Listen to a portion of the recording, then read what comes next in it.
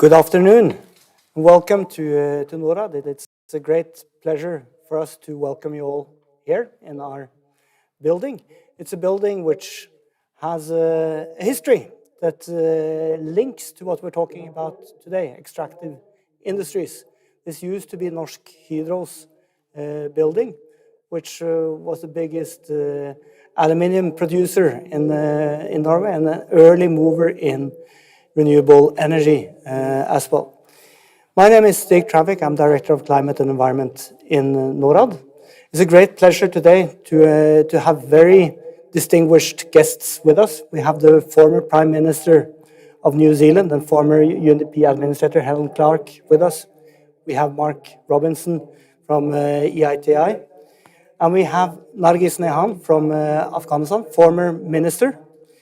And I actually knew Nargis a long time ago, also as a former treasury in the Ministry of Finance, some 19 years ago. We won't have time to talk about that. Just one practical information. You can see the emergency exit behind you. If you need to go out quickly, go up the stairs and to the right and out of the building. Without much further ado, I would like to introduce our very own State Secretary of the International Development, Bjørg Sandkjær. She's going to give the welcoming remarks today and get us started of today's important program. Bjørg, welcome.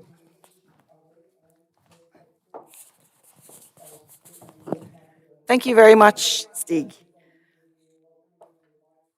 Honorable Helen Clark, Minister Nargis Nehan, friends from EITI, ladies and gentlemen, I'm very pleased to be able to welcome you all to this EITI seminar on Afghanistan and the role of extractive governance on stability or instability and peace.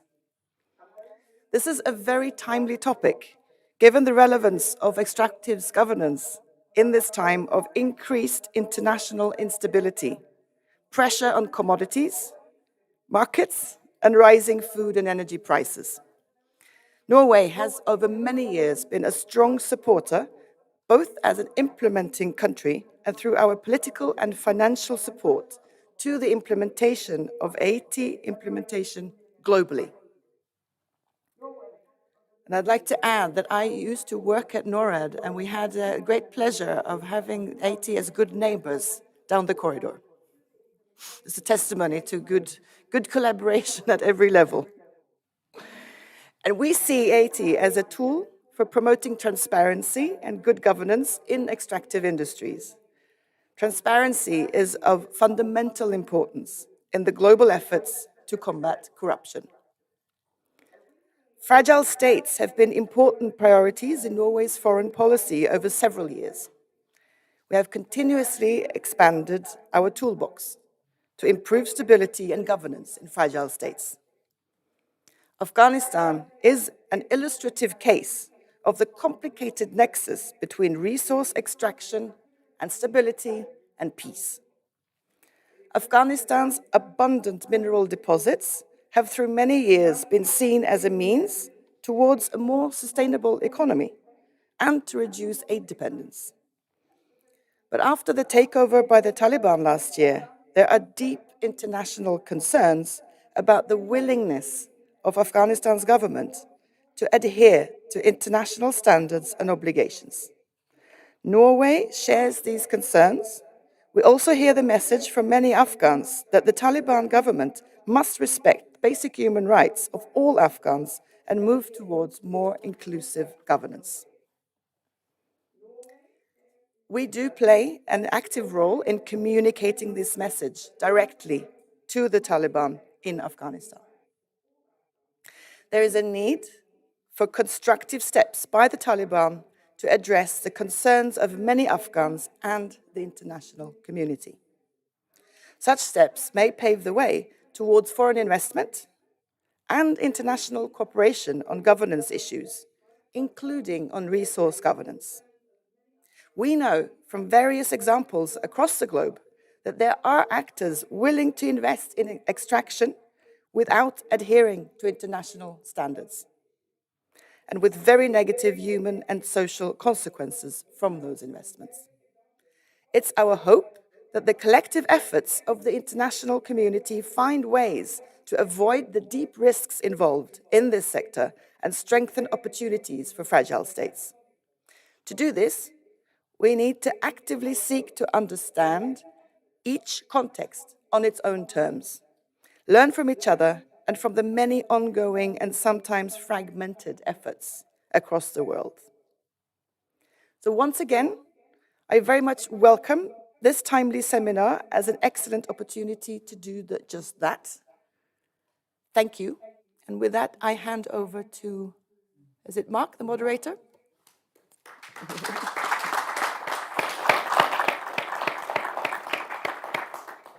Many thanks, State Secretary Bankier, and to Stig Dadovic from Norad for the very warm welcome today. I'm Mark Robinson. I'm the Executive Director of the EITI based here in Oslo. Thank you for those who've joined us today in person. We have another 130 online, so that makes a good number being participants in this important event. For those of you who don't know our series of Transparency Matters, this is a seminar and until recently, a webinar online series of addressing matters of topical importance in extractives governance. It started out life in Oslo, very much for us to communicate and engage with a policy and practitioner audience in Norway, but has since actually become much more global in its focus. So it's rather nice that we're back in Oslo talking to a largely Norway-based group in person, but of course to a much wider group of people externally. So today we are looking at a very particular and important case study of a country which had a really honorable history of engagement in the EITI before the Taliban took over last year, making enormous strides in improving transparency and governance in a critical sector of minerals. Much of that under the stewardship of Nargis Nehan with us today, who was the then Minister of Mines and Minerals. So it was a very important set of contributions made, which sadly have been brought to a standstill, hopefully for a short period until we can once again resume. And as you heard, we're joined by the EITI's board chair, Helen, who has been in that role for 3 years, but has enormous experience of working on a broader range of governance issues, and in particular on those issues as they play out in fragile and conflict-affected states. So I'm going to put a number of questions to Helen and Nargis now in conversation. I believe there's a way of me receiving other questions online from participants, so I look forward to seeing your contributions too. So, Helen, if I might, with the first question, how does the role of extractives shape fragile and conflict-affected states? Thanks, Mark. Thanks, State Secretary, for your warm welcome and our time at NORAD today. Can I also acknowledge the Ambassador of Indonesia? Indonesia, of course, a long-time member of the EITI as well, and wonderful to be on the panel with Nargis. I was reflecting the first time I went to Afghanistan, which was in a time of more hope. It was late 2003. Apart from Kabul, I went to Bamiyan.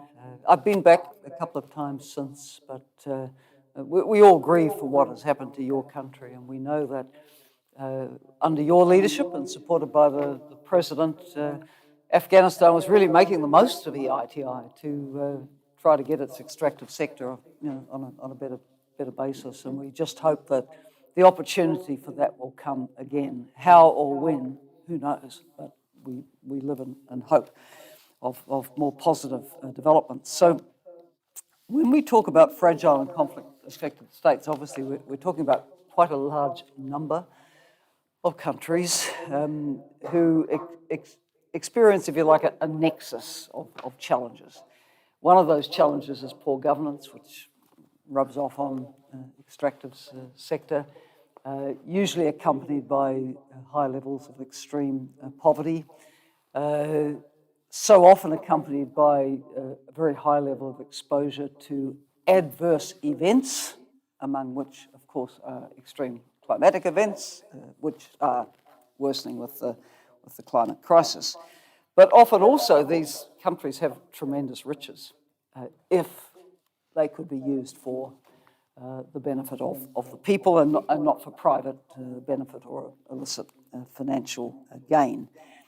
So, extractives can be a driver of something very good for human development and sustainable development of the country, but they can also be a driver of conflict as well.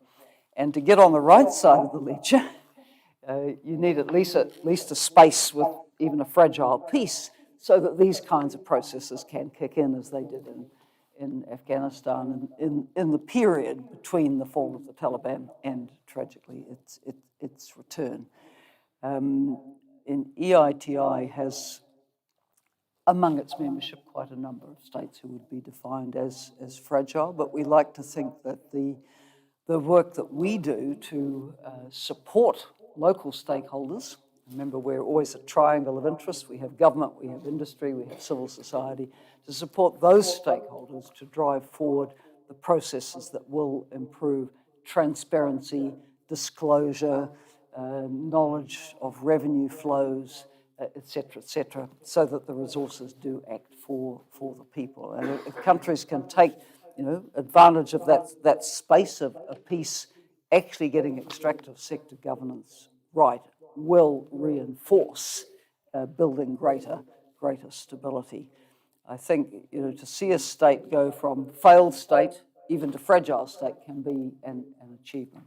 We can be part of that journey and then lifting towards more stability. So back to you, Mark. I might ask you a follow-up question, if I could, in sort of a more positive gloss, is those states that have managed their resources well, are there lessons that can be learnt from them for those which are facing some of the challenges you've just outlined, those which are rich in natural resources? It's all about governance, isn't it? So, and here we are sitting with our hosts in Norway, who've had tremendous bonanza from extractives and haven't squandered it. It's gone to the Sovereign Wealth Fund. One day those resources won't roll.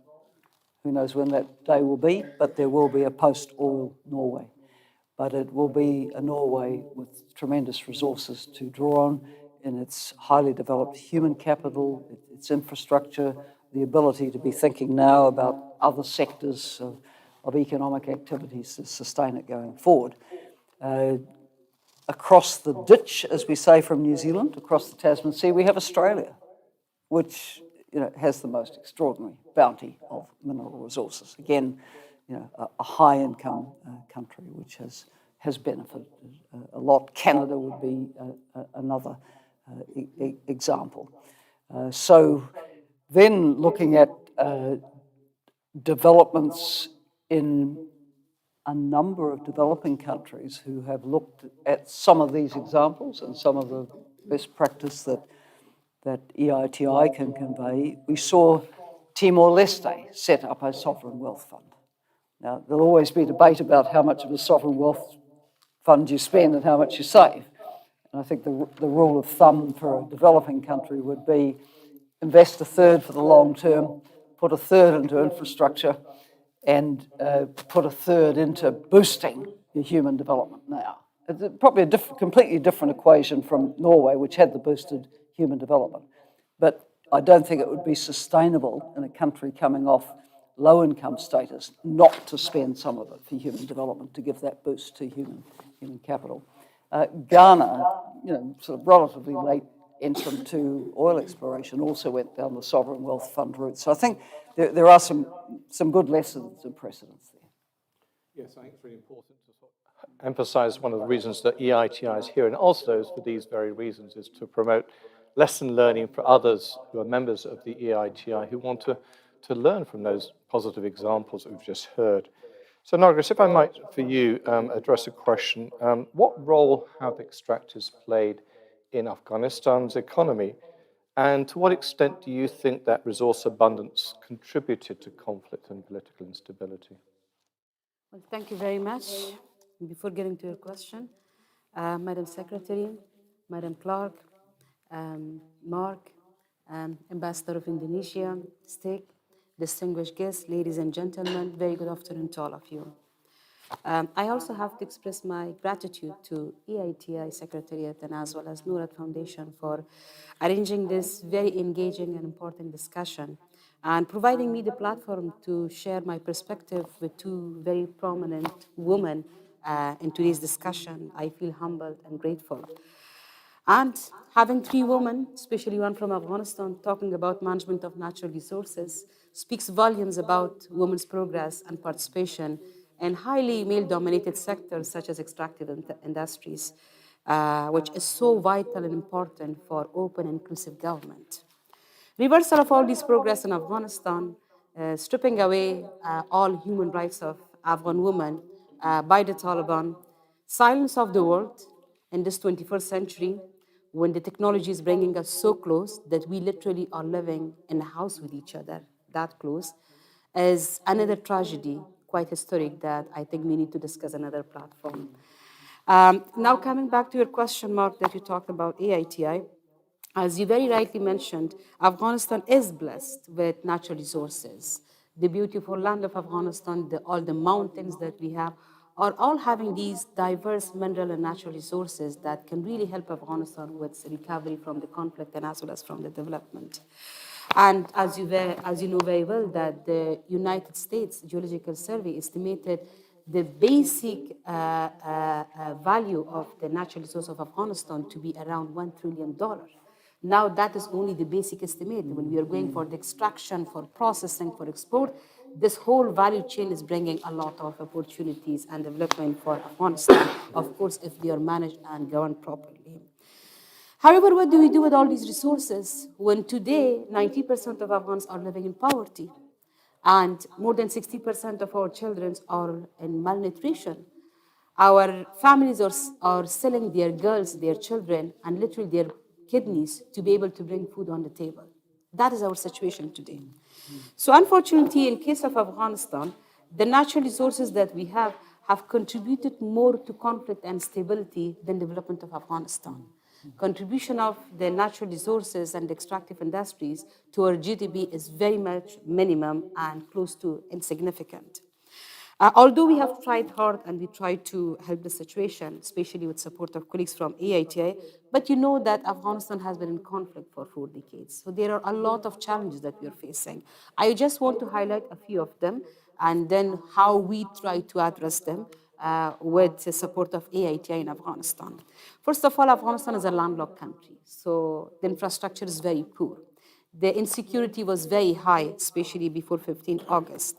Unfortunately, corruption and the illegal mining that was happening, especially by the Taliban and even by the ISS for financing their activities, was some of the major challenges that we were facing as a state, not only Ministry of Mines and Petroleum. And to be able to counter those challenges, we needed to have an approach from the government, from the whole state, not only from Ministry of Mines and Petroleum. But then there are also challenges at the institution level that you're having it. We had the weak governance, lack of leadership, lack of system, corruption, very complicated bureaucracy, and very weak legal framework that was actually discouraging and making investment in the mining sector very, very complicated. And then we didn't have any incentive for investors to come invest in Afghanistan. That is because we in Afghanistan were not still used to working with the private sector, with the investors, and making Afghanistan, like an interesting country for them to and provide them with incentive to come and invest in Afghanistan. We had this impression that Afghanistan is having a high mineral resources, and we have world like US coming, and because of our mineral resource for Afghanistan, I mean, we don't need to invite investors. They are coming themselves to Afghanistan. So I think culturally we had to do a lot of work to make everybody realize that no, like having political engagement is one thing, but bringing investors to the country is another thing. So those were the challenges that we were facing in Afghanistan. At least for 2.5 years that I served between 2017 to end of 2019 in Afghanistan, I tried to change things, the culture of governance and making things open in the sector, so that at least we can get to move towards reform of the sector. I'll give you a couple of the examples that we try to reform the sector. So first of all, we came up with the mining sector roadmap to have a clarity for ourselves, for our partners, for the private sector, that how we are going to develop the sector and how we're expecting everybody to play the role that they are required to play in the process. We also came with a reform strategy that for Ministry of Mines and Petroleum, as a responsible institution for management of sector, what kind of capacity we need and we require, what are the gaps and how we can fill those gaps. Well, we also developed the minerals and hydrocarbon law and regulations, so at least we can provide a reliable legal framework for the investors and as well as for the ministry to be able to operate and reform the sector.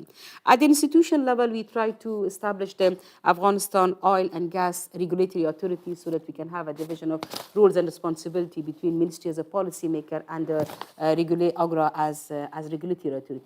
The Mining Technical Committee was another independent body to be able to regulate the sector. We tried to set them up. We also managed to computerize the whole canister system, and we linked that with a transparency portal that anybody could go and that they could get any information that they required in terms of mining contracts, in terms of extraction, import, export, everything. And we managed to put all mining contracts that were signed in the last 10 years in that system so that anybody could go and they could review those contracts for public scrutiny. We also signed several memorandum of understandings with civil society groups and encouraged them that they can get engaged with the ministry and they can begin to monitor the sector and provide their feedback and recommendations for us for development and reform of the sector. Professionalization of the ministry was in our high priority, and thanks to all the scholarship that different countries provided to the young generation of Afghanistan in the last 20 years, we had a very good number of Afghans that they had studied in the mining sector, and the economic sector, and development sector, that for different departments, we managed to bring all of them on board, that they knew the language of the world, they knew the technology, so they knew very well how to operate and develop the ministry. And of course, we also had to review a lot of pending previous contracts to be able to resolve their issues and move them forward. These were some of the highlights that actually we managed to do. But of course, this journey was not easy. It was very challenging. First of all, because Afghanistan is a country that is still sinking in corruption, unfortunately. And on top of that, I was a woman. And it was very difficult for men to see a woman leading reform of a sector and expecting all of them to work like more transparently. So of course, left and right, they were trying to create problem, and I kept on fighting with them until I could. But after 2.5 years, when I felt that, okay, the environment is not there and there is not appetite for reform of the sector anymore, I thought it's better that I step back, and I was hoping that my predecessors will take forward what I started with. But of course, challenges was a lot, especially after the signing of the peace deal with the Taliban. Thank you so much for such a comprehensive response, and it's striking how much was achieved under your relatively short period as Minister on this agenda. Maybe coming in with a supplementary question to Nargis. What are you hearing about the institutional legacy that you left? Does anyone care? Has it fallen apart? Is there any ongoing work? So, interestingly, 3 very different updates that I'm still in contact with people. First of all, the leadership that in the Ministry of Mines now from the Taliban side are very interested to establish contact with me. And somehow see that, like always from time to time, they send me messages and they tell me that we respect you and we heard a lot about you. And we found you as one of the very few cabinet members that literally we haven't found anything against you so far in terms of corruption, because I was so much for transparency coming from the civil society. But I'm kind of politely telling them that yes, but you don't recognize women. You don't see us as your equals. I said, the day that you respect women, I tell you that I'm going to come and help you without asking for anything. But at least first recognize me as a woman, that I was there, and the sector that you're managing today and the desk that you're setting was actually purchased when I was in the ministry. And I was talking to them when they were sitting in the meeting room, which was actually furbished when I was in charge of the ministry. In terms of private sector, I'm part of several working groups that we are discussing. There are unfortunately very negative progress, especially because of the sanctions that Taliban are facing. They are turning to natural resources, and they have giving a lot of small-scale mining contracts and expediting and expanding the export of especially coal and marble, talc, and other commodities which could easily be extracted and exported. So most of their income are coming from the extractive industries. The good thing that I'm hearing is that Taliban, though they have taken different ministries, including the Ministry of Mines and Petroleum, but when you're going down lower than the deputy minister level, at the civil servant level, you still have all the old stuff that they're trying to, and then they know that they don't have the capacity, so they're not trying to remove all the bureaucracy and like procedures that you have in place. They're trying to see and understand things and see that how they can use all those things for their benefit. So the system that we have, the computerized system, is still there, and some of the young generations are still working, and they're trying to do the things, and they're still trying to work on the laws and on the regulations. And when they're in contact with them, I just tell them that hold on there. I'm sure the day will come that we can come back and we can take things from where we left them there. So the good thing is that they're not reversing and trying to destroy everything. Thank you. Helen, another question for you. How do you think in-country institutions build resilience to effectively manage the development of the extractive sector? And what role do you think the EITI governance framework might play in that? Well, I think Nargis actually set out quite clearly how you start that process of building an institutional framework to manage these resources, and she also referred to the importance of the legal framework and the regulatory framework. So these are all, very, very basic steps, it seems to me. Now, I think where EITI is also important is because it's based on a sort of concept of partnership between government, civil society, and private sector. It's part of building trust in institutions and processes. And if that actually isn't working very well, you'll find civil society in a country will be a voice for, EITI taking some kind of measure because it doesn't see the processes as productive. But trust is in the institutional framework being developed is extremely important because where you again can see a lot of conflict arise, and including social conflicts, is where people feel there's things going on in the sector that we don't know about and or we certainly don't approve of. And looking at our Latin American director, Francisco, here, I'm mindful of going to Peru and hearing the ministry telling us how many social conflicts there were ongoing in issues over extractives in that country. And it's not obviously far from being the only country where these social conflicts are arising, because you may have indigenous people who feel very threatened by the prospect of the mining company coming in, small communities seeing the possibility for impact on their water supply, their landscape and their catchment and so on. So, getting transparency about what's happening, what licenses, what's the deal, what are the payments, what's the mitigation, what's the ongoing revenue flow, how's it going to be used.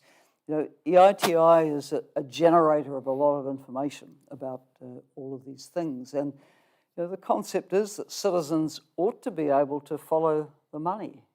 If you're a subnational jurisdiction which is receiving money from the National Treasury as part of your share for royalties or payments extracted, then where did the money go in this area? I also think of a conversation with a subnational government that we had on a mission when one could do missions pre-pandemic, with the representatives of the regional government saying, we had these subnational flows coming in here for years, but where did it go? We haven't got a legacy from it.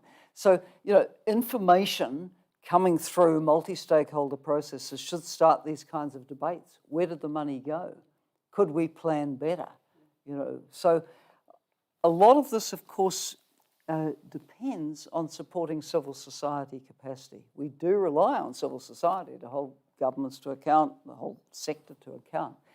And civil society is often undercapacitated. And let's face it, there are also a range of governments which get very anti about international support for civil society. You know, they sort of curtain off whole areas of work like transparency, human rights, gender, and so on, where they don't want foreign assistance, as it were. So it can be really tough for civil society. But to do its job, it needs to be capacitated. It needs its analysts. It's more than just voice. It's about informed voice, so that you can carry out your responsibilities to society and community. So there's a lot of different things involved in getting this right. But I think, Nargis, the systematic way you were going about it is very encouraging. We hope the chance comes again. And looking around the EITI family, you see very serious multi-stakeholder groups in country, all trying to nudge their country forward and to the extent that they can in the context they have. So. We heard a lot about the situation regarding Extractives governance in Afghanistan and some of the efforts that you are making. And Helen was referring to other countries, many of them members of EITI, rich in natural resources, but also facing challenges around conflict and political instability. Stepping back, what sort of wider lessons do you see coming out of Afghanistan's experience for others to learn from in this regard? In terms of engagement with EITI. And in terms of how to manage natural resources in a way that minimizes the risk of conflict. Okay. Well, I think the good thing is that we are so connected today that social media and all these platforms are providing us tremendous opportunity in terms of information sharing. So a corrupt deal could have been hidden for years previously. That could be exposed in hours now. So I think building up on all these platforms is really important in terms of information sharing. Because those that they are against transparency, they have something that they want to hide. Those that they're for transparency, they are not fair of sharing information. So we need to understand and we need to promote that awareness. And I think it's also the matter of culture. As Helen, you very rightly mentioned about multi-stakeholders engagement. One thing I do know that since I was coming from the civil society, I was always making sure and encouraging them that they come to the meeting. My dilemma was actually different. The civil society mostly was not taking any interest in the mining sector because first, the sector was not that developed, so there were not a lot. And secondly, there was not any support for their engagement in the sector. And then Afghanistan was so much focused on the peace development, especially the peace process, that all those well-informed and civil societies with good capacity were focusing on the peace process, good governance, all those things. So when I was inviting them, literally I had to call most of the directors myself that I have this meeting today, you guys need to show up, otherwise you know that I'll get upset. That was how I was getting civil society to the table in discussions and telling them that you need to contribute. And I kept on telling them that, look, you have this opportunity today that you have me, but you will not have me definitely tomorrow here. I want to make sure that the doors and windows of these ministries are open for the civil society, and we should strengthen that in a way that nobody should be able to close it when I leave. So I think that engagement is really important, and also giving the sense to the private sector and as well as to the civil society that basically ministry's job is to facilitate development of this sector. We don't own this sector. The problem that we usually have in countries like Afghanistan, especially those that they're working in the system, they think they own everything. So they can come up with their policies, with their procedure, they are the controllers, and they are very much loyal and committed to the sector, especially the private sector is not. So you need to do a lot of awareness raising and trust building between different stakeholders that we have to work together for development of the sector.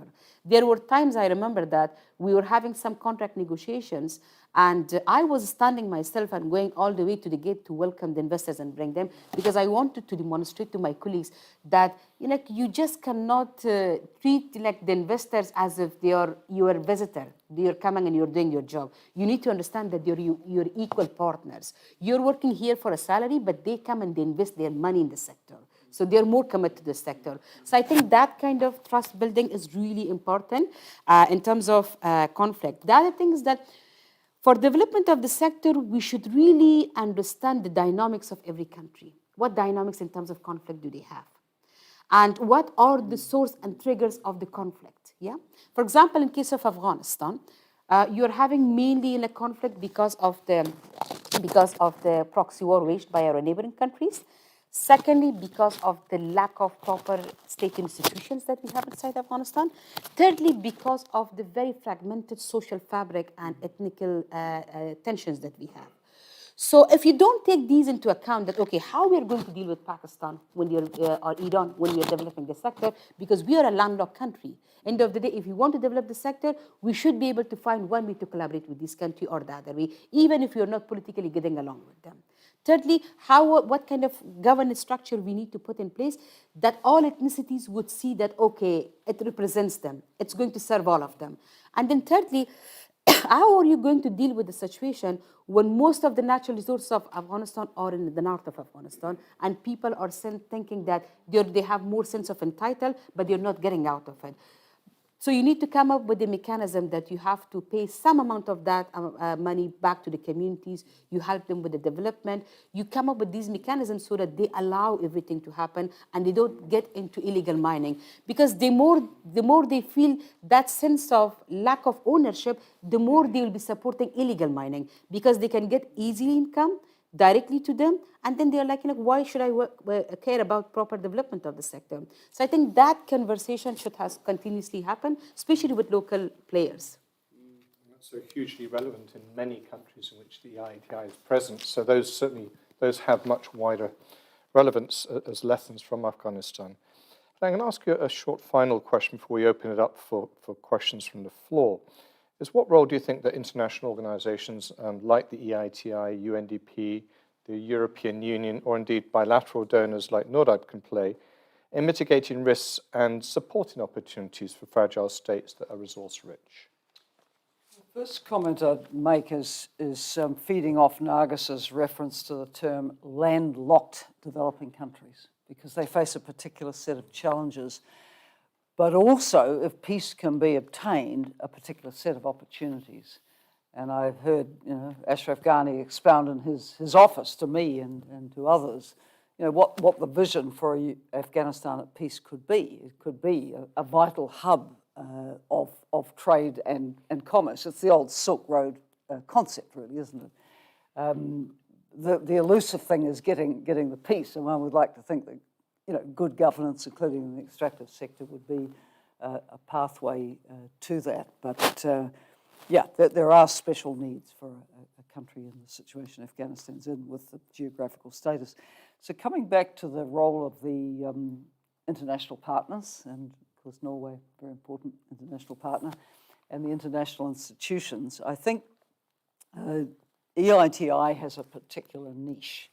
It's not a UN organization, but it most definitely is an intergovernmental and multi-partner organization with a standard, which I always liken to a convention in international law. And to come into the initiative as an implementing country, you need to be validated against the standard. And so that is the incentive for starting down this road of improving governance, of meeting the requirements for disclosure, of having the adequate legal framework, including now in company contract disclosure and openness, beneficial ownership, et cetera, et cetera. So making progress against the standard, and believe me, it's a little bit like going before a universal periodic review at the Human Rights Council.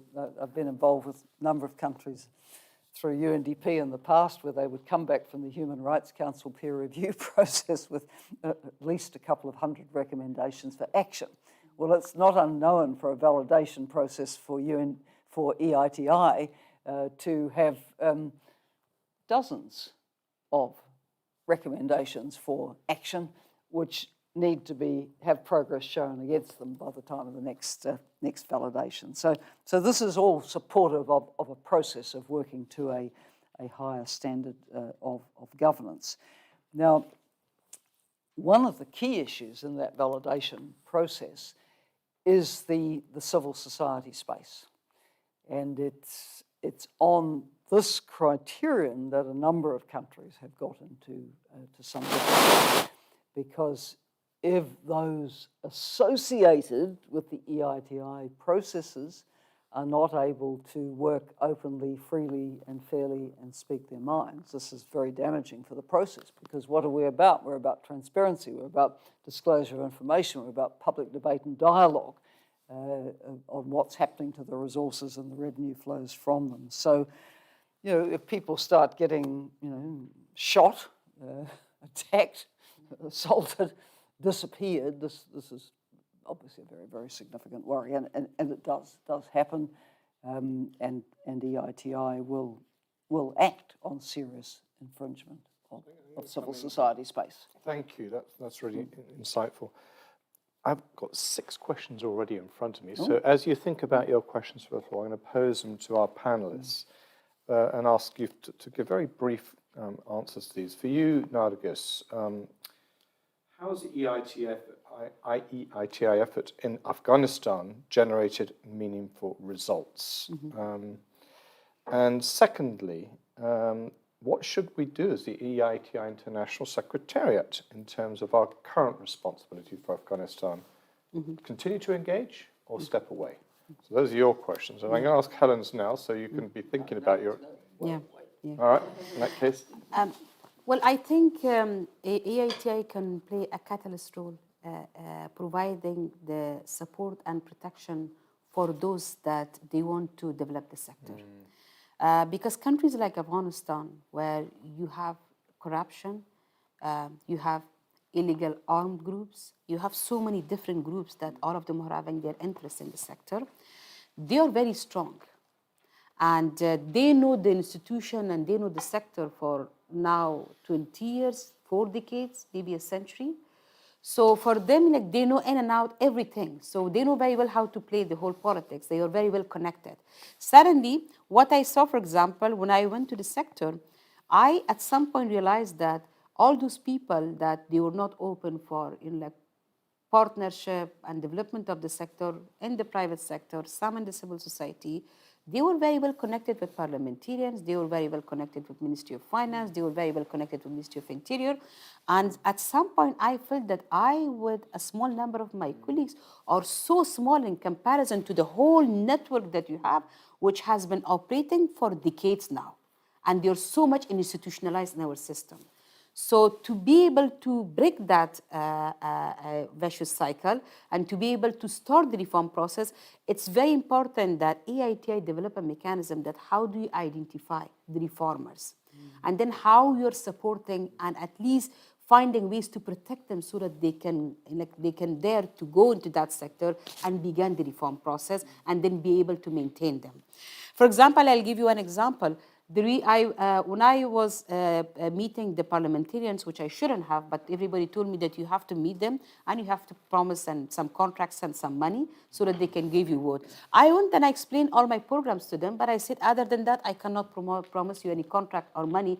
First, because I don't have money. Secondly, I will not give you any contract, especially it's the matter of conflict of interest.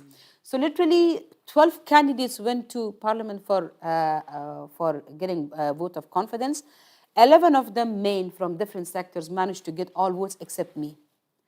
And the reason that happened, because they knew that if she is in this sector, and she's not going to allow us to continue all these activities, especially that they saw in 6 months that I issued so many warnings and I had so many meetings.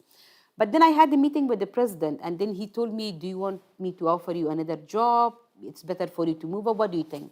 I said, we are in a dilemma. If I go to another sector, it's much more easier for me, and I appreciate it. But we are also setting the precedent for these mafias, that whoever would come, try to reform the sector, they can get rid of them. And then the next person would come, the next person will never dare to start the reform because they know that it will be against their interest and they're going to beaten up the way that I was beaten up. And then I managed to convince him. He said, okay, it's better for you to stay for some time because we have to indirectly show them that we want to move ahead with the reform. But till that time, our relation was good politically. There was not any kind of fall apart.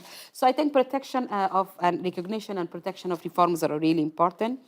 Understanding the difference of the culture and in each country. For example, even in case of Afghanistan, sometimes you're dealing with a civil society, but end of the day, you would see that civil society is literally part of the system that would not report to you properly. So I think understanding those different groups, actors, the way that they're operating and playing, and how we can find the right partners to partner up, to collaborate with, is really important. And then continuation of support for the civil society. As I mentioned, I so many times approached all these civil society groups and organizations, except GIZ and some support from EITI. There was not any other donor with any interest to support the civil society to actually get engaged in the sector. So that was our difficult. Now coming at this situation, I highly recommend that the EITI at least identify some groups, the civil society, and begin to get engaged with them. A lot of illegal mining is happening in Panjshir, Badakhshan, and some other northern provinces of Afghanistan, and western provinces, and as well as eastern provinces, where you have talc, marble, coal, and all these easy to extract commodities. They are illegally being exported to Pakistan and Iran, and then from there all the way to China. So in terms of EITI, please help civil society so that at least they can document and they can prepare a report on what is happening in the extractive sector in Afghanistan and how it's actually supporting even the current internal and as well as regional conflict in Afghanistan. And then thirdly, accountability of the countries as a region is really important. EITI, we are your Afghanistan, one country is your member. You are having your set of benchmarks that we are actually developing the sector, and based on those benchmarks, you keep on monitoring that. There should also be benchmarks that would actually put accountability indicators for the countries that they're actually supporting illegal mining and illegal export and import of mining. For example, in case of landlocked country, we have to go through another country in terms of export of our commodity. But what do we do with those countries if they're supporting illegal mining, the legal mining? I think that is where you can play a catalyst role, that you can come up with some benchmarks that you can see which countries are supporting, and then you can put some pressure on them, especially through the international community and the donors, that they stop and prevent illegal mining. And at the country level, if we have that kind of collaboration, for example, in case of Afghanistan, if we have that collaboration with Iran and with Pakistan, I'm sure 80% of illegal mining would be prevented, is preventable. Of course, about the risks around cross-border trade, but you're clearly ahead of your time when you talked about facing down politicians expecting contracts. Now that we have full contract disclosure of one of the EITI requirements, that would have made your job a lot easier, I suspect, than it was in those early days. And Helen, for you, a question, again, from those who registered for the event. How can fragile but resource-rich states survive and, dare I say, thrive in view of the global energy transition? Well, I think for the fragile states, which have a bounty of mineral resources like Afghanistan, their hour has come, in a sense, if they can get governance of the sector right and clamp down on the sorts of activities that Nargis was just talking about. That the danger is that the rush for the key minerals needed to drive the energy transition will fuel more illicit activity, more conflict.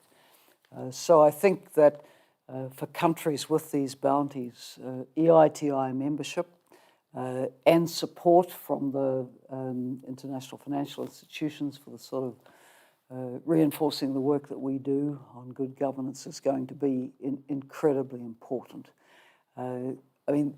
Countries which will also experience challenges from the transition are those which have been looking to a boost to their finances from oil and gas extraction and at a relatively late entrance. And as the energy transition accelerates, as it probably will, there will be expectations that are not met. That in turn could be quite disruptive. So that's one of the reasons we have got very involved in the energy transition sensitization, if you like, so that countries can start to assess the risk they are facing to future revenue flows and opportunities.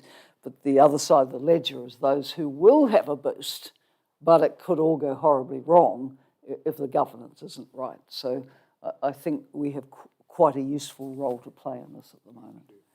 I'm looking to my team here, but I think we might have a few extra minutes since we started late. So I would like to take a couple of questions from the floor in this room.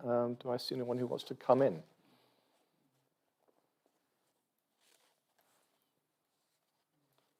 Please, and just a brief introduction. Thank you all for this great event. My name is Nancy Ucklesby, and I work for a development firm based in New York, where we are actively helping Tajikistan implement EITI requirements. And an area that we're struggling with in Tajikistan is that it's in a very authoritarian regime, and there is no active civil society, or this is something that we really had to seek out. And so it's thinking about the cycle that EITI promotes, what is an active way forward in a country where the civil society is maybe not as active or doesn't exist? Well, I think a process like this ideally should be a catalyst for the emergence of civil society. And the space may be very small, but, just sort of nibbling away at working to expand it. I mean, EITI does require a multi-stakeholder approach unless there's an agreement to adapted implementation, which isn't very common in this space.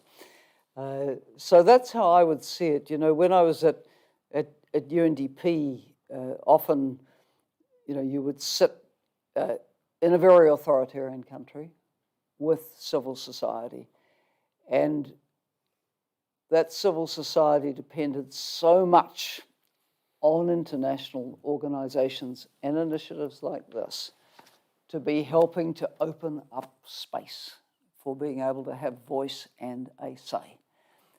So in this sense, I think EITI in itself is a catalytic initiative in endeavoring to create and open space. And from that, one would hope to see that space benefit other sectors of society as well. It's not easy, and I'm very familiar with the Tajik context, having interacted with it and personally visited a couple of times as UNDP administrator. But I can only encourage you to keep trying to push those doors open.